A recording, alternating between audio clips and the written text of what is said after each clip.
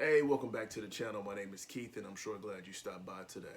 In today's video, I'm going to take you step by step on how you can use a battery charger to charge your vehicle's battery. Battery chargers these days are very sophisticated and affordable. This is definitely something that you can do yourself. If you're ready to go, let's dive in. So I'm here now at my 2003 Ford Expedition. This vehicle has been sitting for a while and the battery is dead. So let me show you that this battery is in fact dead or low. I got my multimeter here. Just gonna remove the positive terminal cap. Put our meter on DC volts. And let's go to the negative side, positive side. A fully charged battery should be at 12.6 volts and we're at 9.35 volts as shown on our multimeter. So I'm inside the vehicle now. Again, just to show you that this battery is dead, I'm gonna try to start it. Nothing.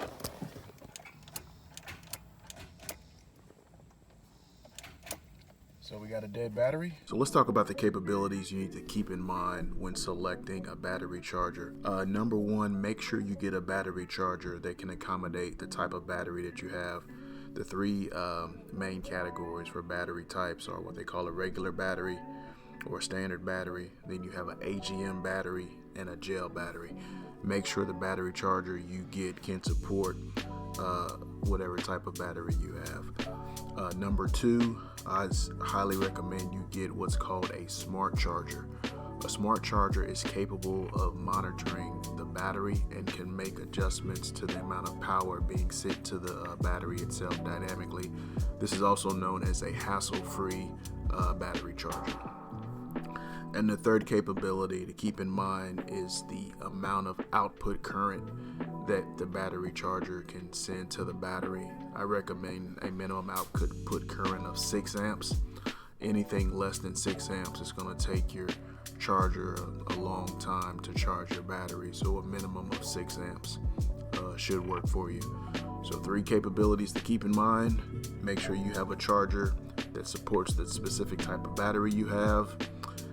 Look for a smart charger and look for a minimum output current of 6 amps. We're at the vehicle now. Here's our car battery. We've already verified that it is low, it's dead, it needs to be charged. What's good practice is to isolate the vehicle from the battery if you can. So what we want to do first is remove these terminals, connectors that are connecting both the negative and positive. Remove them so we can isolate the battery. So we want the battery just sitting here by itself, disconnected from the vehicle. That's important because you don't want anything else. You may have the reason why your battery died. You may have some kind of parasitic draw that's drawing your battery down. We want to rule all that out. So we want to disconnect the car from the battery if you can. Now some vehicles have like an anti-theft system to where if you disconnect the battery, you may have to reset some things in your radio or in your vehicle. Please keep that in mind. And if you're able to isolate your battery, it's good practice to do so. So we're going to start off with the negative side. You should always start with the negative side to disconnect the battery. This should be the first off. So let's go ahead and do that now.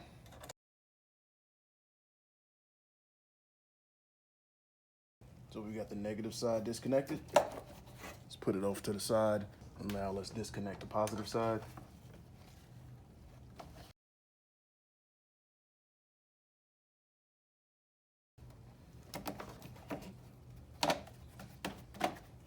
There we go. That's what we were shooting for. So now we have our battery isolated, disconnected from the vehicle. Let's go get our battery charger and connect it up. So here's our battery charger that we'll be using today.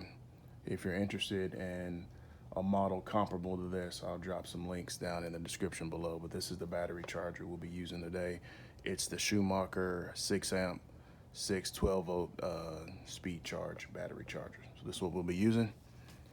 So we have our battery charger sitting here off to the side. Let's go ahead and connect our charger up. I'm going to go positive to positive, negative to negative. And because this is a smart charger, like we talked about earlier, it will detect if you connect the battery backwards or improperly. It'll alert you. So that's a good thing about these smart chargers. So now we have connected positive, negative to negative. I'm gonna go ahead and turn it on. Well, it doesn't have an on button. I'm gonna go ahead and plug it up. So let's go ahead and get this thing plugged up. So I've got you in a little closer now. Turn the lights off so you have a better view. So this is telling us that our battery is connected. Now the next step, we want to select a charge rate. How fast do we want to charge this battery? With this is an older model of charger. With the newer chargers, you don't even need to do that. They will monitor the battery and they will set the charge rate accordingly to the battery. But for this one, you have to manually set the charge rate. So let's do that. We're gonna go down to the rabbit here. There is a rabbit icon. Hopefully you can see that. And this battery is now charging.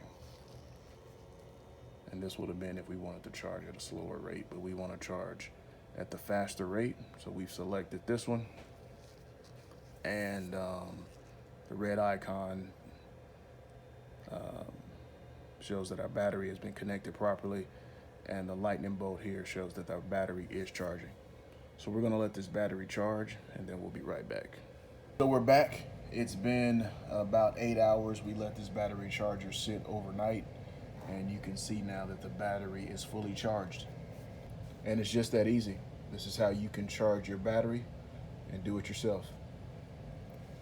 Thank you so much for watching today's video. I hope this video helped you out. If it did, hit that subscribe button and click that bell so anytime we drop a new video, you'll be the first to know. Hit that like button and leave me some comments. I'd love to hear from you. If you're interested in any of the products we used in today's video, we'll leave some links down below. Hope you have an awesome day, and thanks for watching.